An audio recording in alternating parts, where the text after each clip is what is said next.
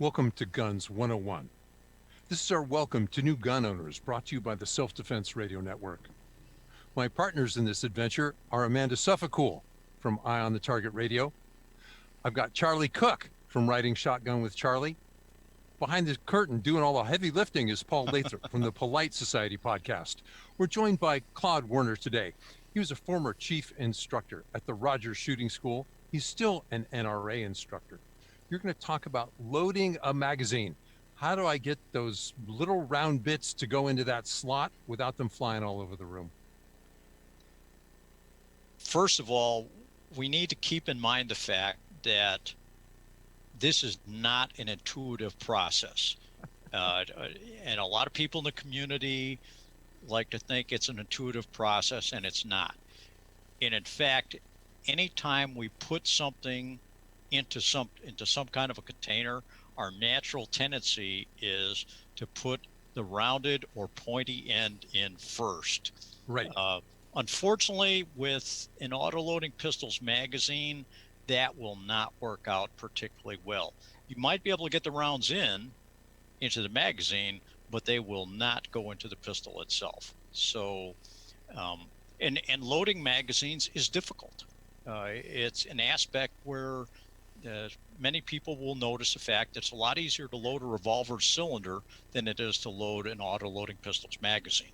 So let me point out that I will be using dummy ammunition for this demo. So Paul, could I have the first slide, please? Yes, sir, it's up. Okay, so you notice there are various types of dummy ammunition. I'm not going to get into this. What I would like for new gun owners to understand is all of these types of ammunition cannot fire. They're made of plastic, or they're empty, or something of that nature. So for the purposes of this demonstration, I'm just using dummy rounds. So could we go to the next slide then, please? It's up. Okay, so in this discussion, I'm going to be using some dummy ammunition. Notice I have a magazine, and then to the right of the magazine, I have a magazine loading tool. Now, this is a very simple tool. In this case, it comes with the H&K pistol. Glock also furnishes a tool like this with their pistols, and I believe that Beretta does with some of theirs. So this is a device just to mechanically help us load the magazine.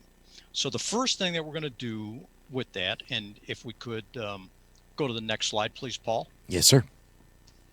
Is we're going to take the open part of the magazine loading tool and put it on top of the magazine. Now, you'll notice that it has an opening toward the front, and that's the way we want to have it, with the opening on the magazine loading tool toward the front of the magazine.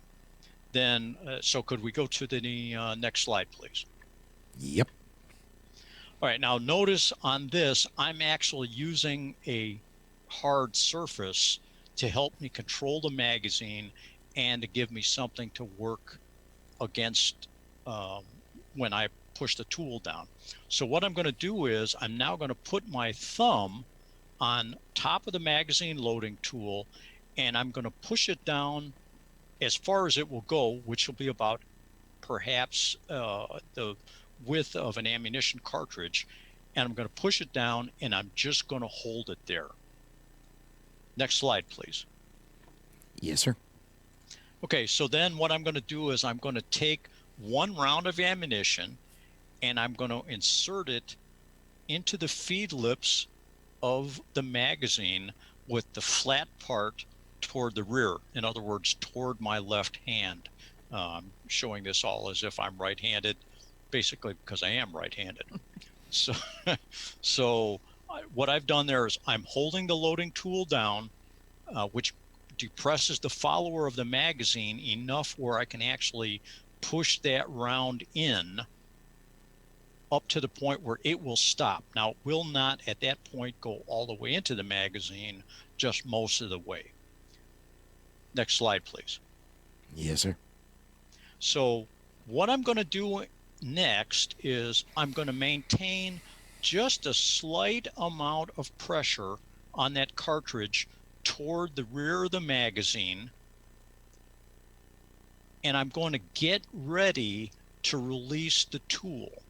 But all I'm doing is I'm holding the cartridge with just a little bit of pressure. You don't want to push backwards on it too hard, because if you do, you won't be able to get the tool to come up. So just a little bit.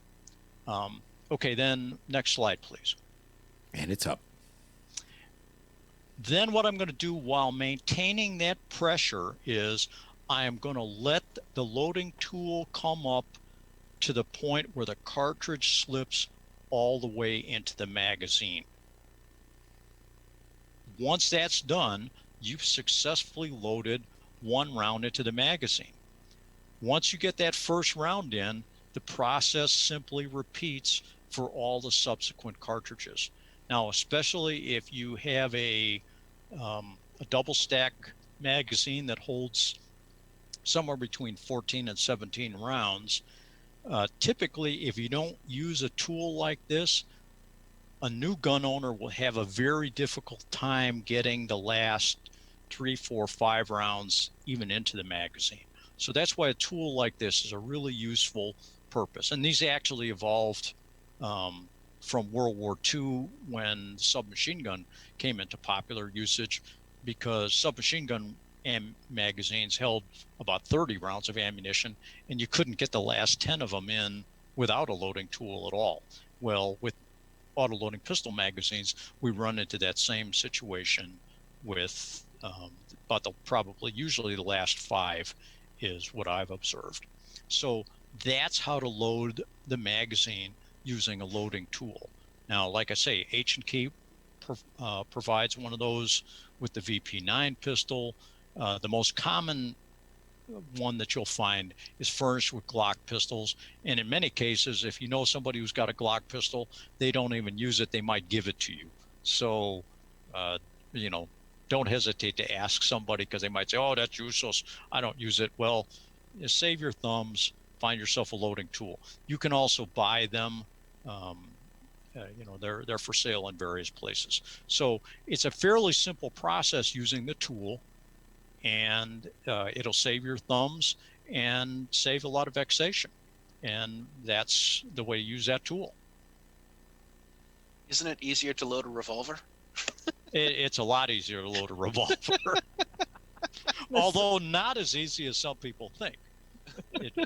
If you hold a revolver up with the muzzle upward, yeah, you can get a round in, but they come right back out. Gravity's not your friend. That's right. I like to say that gravity's not just a good idea, it's the law. Yeah, there you go. Is that so? The one thing that I think that you've covered a lot really, really well. But I think with brand new gun owners, one of the things that they don't really realize when they're looking at a magazine is the fact that if they're holding it up and they're like, okay, which way is the front? If there's no bullets in it, it's really hard for them to tell as brand new gun owners which way is the front.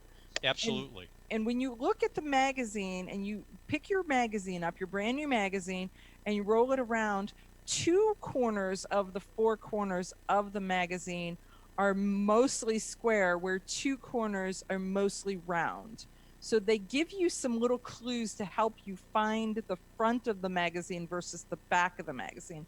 Or Absolutely. hold it up and look at the bottom of it, and you get a much more rounded base plate headed to the front. So those are your clues to when you pick it up and you go, which way is the front, to start to put a bullet in, as the tactical professor says, okay, put the bullets in going from the back to the front, and you're like, which way's the front?